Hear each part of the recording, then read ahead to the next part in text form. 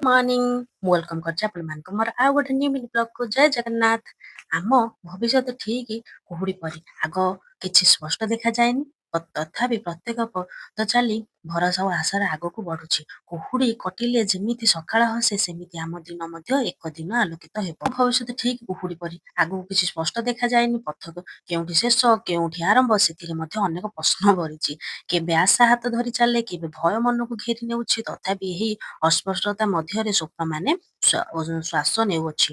ପ୍ରତି ପାଦ ଚାଲି ଭରସାର ଆଲୋକ କୁହୁଡ଼ି ଭିତରେ ଦୀପଟିଏ ପରି ଆଜି ଯଦି ଦୂରେ ଦେଖାଯାଏନି, ଆଗାମୀ କାଲି ନିଶ୍ଚୟ ରାସ୍ତା ଖୋଲିବ।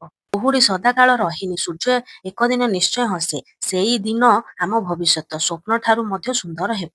ଆମ ଭବିଷ୍ୟତ କୁହୁଡ଼ିର ଢାକା, ସ୍ୱପ୍ନମାନେ ମଧ୍ୟ ଧୂସର ଲାଗେ, ପ୍ରଶ୍ନର ଭିଡ଼ ମନକୁ ଥକାଏ, ଉତ୍ତର କିନ୍ତୁ ନୀରବ ରହେ। କେବେ ଆତ୍ମବିଶ୍ୱାସ ହାରିଯାଏ, କେବେ ଆଶା ପୁଣି ଜାଗି ଉଠେ। ଏହି ଅନିଶ୍ଚିତ ପଥ ମଧ୍ୟରେ ଜୀବନ ଧୀରେ ଧୀରେ ଶିଖାଏ। କୁହୁଡ଼ି ଭିତରେ ମଧ୍ୟ ରାସ୍ତା ଥାଏ, କେବେ ଧୈର୍ଯ୍ୟ ଦରକାର। ଆଜି ଯଦି ଅନ୍ଧକାର ଘେରିଛି, ଆସନ୍ତାକାଲି ଆଲୋକ ନିଶ୍ଚୟ ଆସିବ।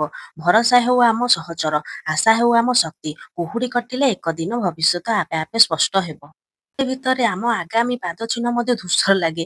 କେଉଁଠି ଯିବା, କଣ ହେବ, ମନ ପ୍ରତି ମୁହୂର୍ତ୍ତରେ ପ୍ରଶ୍ନ କରେ। ସମୟ ଚାଲେ ନିଜ ଗତିରେ, ଆମ ଅତୁର ତାକୁ ଅନଦେଖା କରି। ତଥାପି ଏହି ଅନିଶ୍ଚିତତାରେ ସ୍ୱପ୍ନମାନେ ମନକୁ ବାନ୍ଧି ରଖେ। କେବେ ହାରିବାକୁ ମନ କରେ, କେବେ ପୁଣି ଲଢ଼ିବାକୁ। କୁହୁଡ଼ି ମଧ୍ୟରେ ଥିବା ମଧ୍ୟ ଭିତରେ ଏକ ଆଲୋକ ଜଳୁଛି। ସେଇ ଆଲୋକ ଆଶାର ଭରସା ସ୍ୱପ୍ନ। କୁହୁଡ଼ି କଟିଲେ ଏକ ଦିନ ଆମ ରାସ୍ତା ନିଶ୍ଚୟ ଦେଖାଯିବ।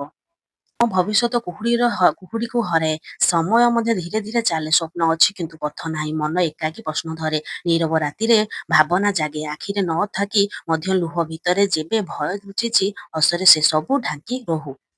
କି ବୁଝେନି ଏହି ଭାଷା, କେହି ଦେଖେନି ମନର ଯୁଦ୍ଧ, ତଥାପି ହାର ମାନେନି ଜୀବନ। ଚାଲି ଚାଲି ଶିଖାଏ ଧୈର୍ଯ୍ୟ। କୁହୁଡ଼ି ସଦା ରହେନି, ଏହା ମଧ୍ୟ ସମୟର ଖେଳ। ଏକ ଦିନ ଆଲୋକ ଆସିବ, ଏହି ବିଶ୍ୱାସ ହେଉ ଆମ ବଳ। ଯେମିତି କୁହୁଡ଼ି ସେମିତି ଆମର ଭବିଷ୍ୟତ କିଛି ଦେଖାଯାଏନି। ତା ସହିତ ଆମର ଏଠି ଲଞ୍ଚ ପାଇଁ ପଳେଇ ଆସିଥିଲା ଦିପକାର ମାଛ, ଆଉ ତା ସହିତ ଏଠି ମୋର ଲଞ୍ଚ ରେଡି ହେଇଯାଇଥିଲା।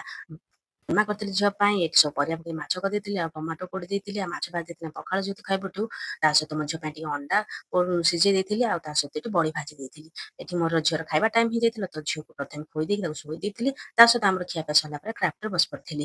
ଏଟା ହେଲା ପେପରରେ ବନେଇଥିଲି କ୍ୟୁଟ୍ ଟେଡିଟି। ଆଉ ତା ସହିତ ଭିଡ଼ିଓ ଫଟୋ ସୁଟ୍ କରିସାରିଲା ପରେ ଏଠି ପୂଜା ପାଠ ସାରିକି ଆସିଲା ବେଳକୁ ଦେଖିଲା ବେଳକୁ ମୋ ଝିଅ ତାର ଏଠି ସୋଫା ଉପରେ ବସିକି ଖେଳୁଛି। ଆଉ ତା ସହିତ ମୁଁ ରାତିର ଭୋଜନର ରେଡି କରିଦେଇଥିଲି। ତାପରେ ରୁଟି କରିଥିଲି, ଆଉ ତା ସହିତ ଦିପଟ ତରକାରୀ ଥିଲା, ଆମେ ଖାଇ ଦେଇଥିଲି। ବାପାଙ୍କ ପାଇଁ ସନ୍ତୁଳା କରିଦେଇଥିଲି। ଖିଆପିଆ ସରିଯାଇଥିଲା, ସବୁ କାମ ସାରିଲା ପରେ ମୁଁ ମୋର ନାଇଟ୍ କ୍ରିମ୍ ଲଗେଇଥିଲି। ଆଜି ପାଇଁ ଭିଡ଼ିଓଟି ଏତିକି ରହିଲା। ନମସ୍କାର, ବାକି ରହିଲା କାଲି। ବାଏ, ଜୟ ଜଗନ୍ନାଥ, ଶୁଭରାତ୍ରି। ଆଶା କରୁଛି ଭିଡ଼ିଓଟି ଭଲ ଲାଗିଥିଲା। ଲାଇକ୍ ସବସ୍କ୍ରାଇବ କରିବାକୁ